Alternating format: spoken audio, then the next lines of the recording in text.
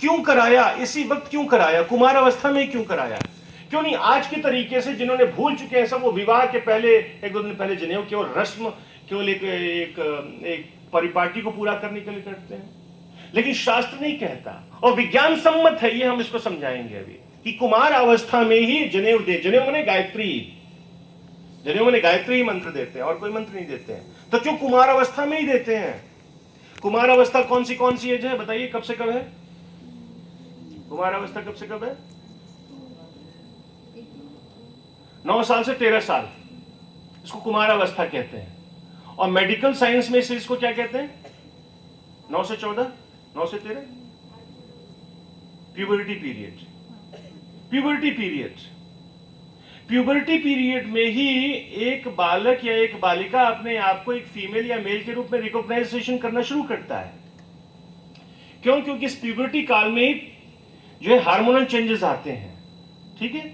तो इसलिए हमारे ऋषियों ने इस उम्र में ही बोला कि गायत्री साधना शुरू करो। इसका बहुत बड़ा वैज्ञानिक लाभ है, इसकी बहुत बड़ी फिजियोलॉजिकल एस्पेक्ट है। कैसे है तो वो आप बताते हैं। ये क्या है? ब्रेन है, ठीक है। अब ब्रेन में तो ये पूरा ब्रेन का स्ट्रक्चर बहुत इसका डीप नॉलेज है, बट हम उस पर नहीं जाते। इसमें 2 तरह की एंडोक्राइन ग्लैंड आपको दिख रही होंगी। कौन कौन सी है? पीनियल ग्लैंड और पिट्यूटरी ग्लैंड। ये 2 ग्लैंड्स हैं जो कि एंडोक्राइन ग्लैंड्स हैं हमारे मस्तिष्क में, ठीक है। और इनकी फिजियोलॉजी एक दूसरे के विपरीत है। यौगिक शास्त्र में जो शास्त्रीय भाषा है, जो पीनियल ग्लैंड जो नीले रंग से है, उसको हम शिव ग्रंथि भी कहते हैं, रुद्र ग्रंथि भी कहते हैं, ठीक है। और जो ये है, जो पीनियल जो पिट्यूटरी है, यहाँ पे 11 तरह के हार्मोन्स हैं और सेक्स हार्मोन निकलते हैं। तो उसको शास्त्रीय भाषा में कहा, यही कामदेव रति का भी वास यही है। Luteinizing hormone and the follicle stimulating hormone, ये दोनों यहीं से निकलते हैं, है ना, जो कि गोनैड्स को इफेक्ट करते हैं और फिर वो आगे की प्रोसेस शुरू होती है। तो अब इसको देखें कि ये शिव और ये कामदेव का संबंध है। आपको पता है शिव कामदेव का संबंध कैसा है? किसी को पता है? उल्टा है। आपको पता होगा एक बार एक राक्षस था, उसका नाम था तारकासुर। प्रार्थना की, भगवान की तपस्या की, भगवान आए, क्या चाहिए? हमको अमृतत्व का वरदान दीजिए। तो बोला नहीं भाई ये नहीं दे सकता, जो धरती पे है उसको मरना है। थोड़ा चालाक था, बोला अच्छा ठीक है, तो हमको ऐसा वरदान दीजिए कि हमको मारे तो केवल शिव का पुत्र मारे और कोई नहीं मारे। तो भगवान मुस्कुरा बोले तथास्तु। वो भी बहुत खुश हो गया। सती ने आत्मदाह कर लिया था। शिव समाधि में कैलाश पे थे, उनकी कोई पत्नी थी नहीं, उनका बेटा हो ही नहीं सकता है। मैं अजर अमर हो गया और लगा उत्पात मचाने, धरती को जीत लिया, आकाश को जीत लिया, स्वर्ग सभी देवी देवताओं को भगा दिया। देवता मारे मारे फिरने लगे। तो सबने सूझा, क्या सूझा? भैया शिव के अंदर परिवार की भाव पैदा करो, पत्नी का भाव या काम वासना के भाव पैदा करो, जिससे कि संतान पैदा हो, तभी तो मरेगा वो। तो फिर किसको भेजा गया? कामदेव को। कामदेव रति को भेजा गया। और वहां कामदेव रति ने सारा अपना सब खेल किया। रामायण में पूरी व्याख्या उसको देख लेना, चूंकि समय कम है उसकी उधर नहीं जाता मैं। अंततः क्या हुआ, जब फेल हो गया वो सारे उसके एफर्ट, तो उसने तीर छोड़ा, पुष्पवाण भगवान शिव पे, और यहाँ लड़ता है भगवान शिव के, तो तृतीय नेत्र खुलता है, उससे ज्योति निकलती है, किरण निकल, तो कामदेव को भस्म कर देती है, ठीक है। हम भी तो शिवो हम हैं, कहते हैं ना, शिवो हम सच्चिदानंदो, हम भी तो शिव के अंश हैं। तो जो शिव में क्षमता है वो हमारे अंदर भी क्षमता है। हम भी कर सकते हैं, इस काम के उत्पाद को भस्म कंट्रोल कर सकते हैं। कैसे कर सकते हैं ये आपको, आप देखो आगे कैसे करते हैं। इनका संबंध क्या है, कैसे पीनियल शिव है और कैसे पिट्यूटरी कामदेव रति है। तो जो पीनियल ग्रंथि है वो ब्लड ब्रेन बैरियर द्वारा अलग नहीं है बॉडी में, ब्रेन से, इसलिए इसमें अबंडेंट ब्लड सप्लाई होती है। सबसे ज्यादा ब्लड सप्लाई किडनी में है, उसके बाद से पीनियल में है। अब ये है कि जब यौवन आता है यानी प्यूबर्टी आती है, तब तक पीनियल ग्रंथि सक्रिय रहती है, और पीनियल ग्रंथि से एक हार्मोन निकलता है जिसको मेलाटोनिन कहते हैं। मेलाटोनिन कन्वर्ट होती है सेरोटोनिन में, जिससे कि व्यक्ति को नींद आती है, ट्रंक्विलिटी आती है, मानसिक स्थिरता आती है, प्रसन्नता आती है। और जब ये मेलाटोनिन और सेरोटोनिन कम हो जाता है तो डिप्रेशन में हो जाता है आदमी। फिर उसको हम SSRIs देते हैं, सेलेक्टिव सेरोटोनिन रीअपटेक इनहिबिटर्स देते हैं, दवाइयां देते हैं जिससे कि नींद आए उसको। तो ये 9 वर्ष की आयु तक के बच्चों को बहुत अच्छी नींद आती है, एकदम देवी देवता जैसा बिहेव करता है, क्योंकि पीनियल शिव एक्टिव है। और जो ही फिर प्यूबर्टी आती है तो शिव जी अब सोने चले जाते हैं, हाइबरनेशन में जाते हैं, और फिर LHFSH यौन पे मेलाटोनिन का उत्पादन कम हो जाता है। ठीक है, फिर क्या होता है, इसमें LHFSH बढ़ जाते हैं। चूहों पर अध्ययन किया गया कि पीनियल और पिट्यूटरी का क्या कैसे प्रभावित करता है। तो 1967 में मोटा, फ्रेशिन एंड मार्टिनी ने एक रिसर्च किया। उन्होंने क्या किया कि जो रोडेंट्स थे उनकी 3 महीने के अंदर ही पीनियल काट के निकाल दी। तो जो चूहा 6 महीने में यंग होता, संतान उत्पन्न करने के लायक बनता, वो चौथे महीने में ही बन गया। तो इस तरीके से वैज्ञानिकों ने सिद्ध कर दिया कि साहब यदि पीनियल है तो वो सेक्सुअल डेवलपमेंट को कंट्रोल करता है, इनहिबिट नहीं करता, कंट्रोल करता है, अपने काबू में रखता है। और तब देखा गया कि पिट्यूटरी के भार में कोई कमी, हालांकि LHFSH की मात्रा वृद्धि हो गई। ठीक है, तो प्रश्न ये उठता है कि क्या कोई ऐसा माध्यम है, भाई 9 वर्ष की आयु तक तो पीनियल एक्टिव है, उसके बाद LHFSH बढ़ रहा है, और अगर वो नहीं कंट्रोल होगा तो क्या होगा, दुर्गति होगी समाज की। 2013 में दिल्ली में एक दामिनी वो निर्भया कांड हुआ था। ठीक है, जिन्होंने किया उसको फांसी दे दी गई, तो क्या उससे रुक गया, क्या नहीं रुका।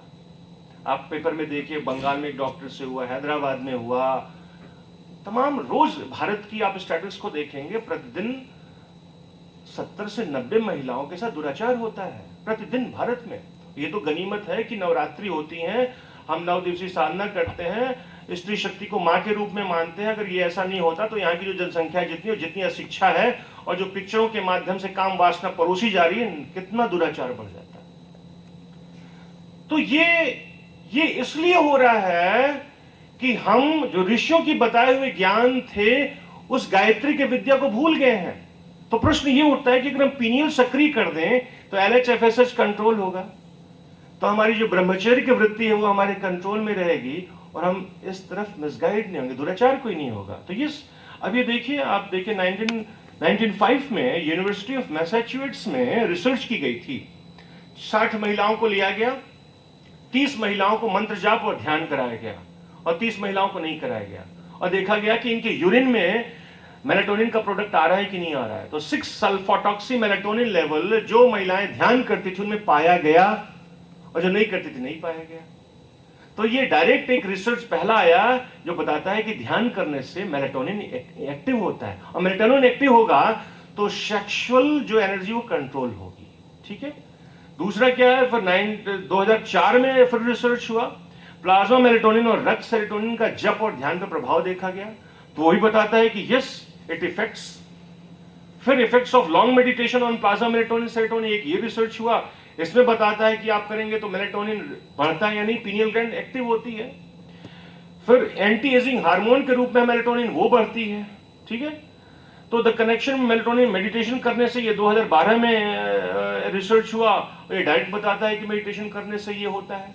मेडिटेशन जब करेंगे तो मेलाटोनिन लेवल आपका बढ़ेगा। ठीक है, तो प्रश्न ये उठता है कि अगर हम करें तो होगा। दूसरा क्या है कि आप जानते हैं आयुर्वेद के अनुसार कि आप जो भोजन करते हैं उससे क्या बनता है, आयुर्वेद कहता है रस, भोजन से रस बनेगा, है? रस वो एब्जॉर्ब होगा, ब्लड बनेगा, मांस बनेगा, मेद बनेगा, अस्थि, मज्जा, और अंत में जो बनता है वो शुक्र और रज बनता है। आयुर्वेद के अनुसार आप जो भोजन करते हैं उसका जो अंतिम पावर है वो शुक्र और रज है, यानी कि आपकी सेक्सुअल एनर्जी है, और वो स्टोर होती है आपके जेनिटल्स में। पुरुष है तो टेस्टिकल्स में, फीमेल्स है तो यूट्रस के इनर वॉल में, and the vaginal inner wall में वो स्टोर होती है। अब ये इसका इफेक्ट है। तो अब होगा क्या कि अब जैसे मान लो कि भाई यहां पे कोई तालाब है और इसमें पानी पानी है, और ऊपर इसे 100 मीटर के ऊपर पे एक धान का खेत है जहां पानी की आवश्यकता है, तो क्या करोगे आप, पानी को ऊपर पहुंचाओगे? कैसे पहुंचाओगे? पंप लगाओगे और एक कैनाल लोगे, ऊपर पहुंच जाएगा। इसीलिए इस अवस्था में, कुमार की अवस्था में ऋषियों ने गायत्री मंत्र दी। मैं यूनिवर्सिटी में पढ़ाता हूँ, देश संस्कृति विश्वविद्यालय में, वहाँ एमए एमएससी के बच्चे हैं।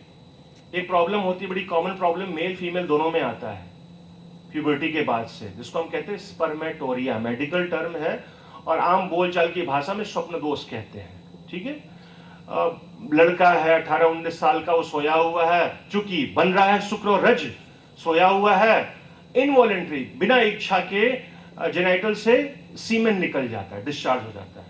और वो बच्चा मेरे पास आया, सर देखिए ना, यहाँ का माहौल बड़ा अच्छा है, मैं कुछ ऐसा देखता भी नहीं हूँ, कुछ ऐसे अश्लील सोचता भी नहीं हूँ, बट फिर भी ये पॉल्यूशन ये हो जाता है, ये स्पर्मेटोरिया हो जाती है, स्वप्न दोष, वीर्यपात हो जाता है, कुछ दवाई दीजिए, कोई इंजेक्शन दीजिए। और कोई दवा, कोई इंजेक्शन तो दे सकता हूँ, लेकिन उसके बड़े आगे साइड इफेक्ट्स हो सकते हैं।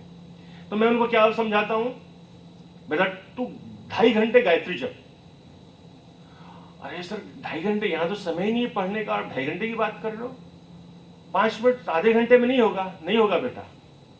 सर 1 घंटा में हो जाएगा। नहीं होगा। पानी कितने में उबलता है? 100 डिग्री में। आप जो नहीं साहब आओ कंप्रोमाइज कर रहे थे, 50 डिग्री में बॉयल हो जाए, होगा क्या? नहीं होगा भाई, 100 डिग्री ही चाहिए उसके लिए। इसी तरीके से ऋषियों ने जाना कि अब इस बच्चे में कुमार अवस्था के बाद से सेक्स एनर्जी बनेगी और इसको दबाया नहीं जा सकता, इसको कुछ किया नहीं जा सकता, इसको ट्रांसफॉर्म किया जा सकता है। तो मैंने बच्चों को बोला, उन एमएससी बीएससी वाले बच्चों को 2.5 घंटे गायत्री जप, तो जपा। तो 2 महीने बाद, 3 महीने बाद वो जब आया मेरे सामने, पांव छूता है मेरा, कहता है सर आपने मेरी बड़ी दुर्गति से बचा लिया, चेहरा लाल है, अब मेरा मस्तिष्क शांत है, पढ़ाई मन लगता है, वो जो प्रॉब्लम थी स्वप्न दोष की खत्म हो गई, रुक गई। क्यों खत्म हो गई?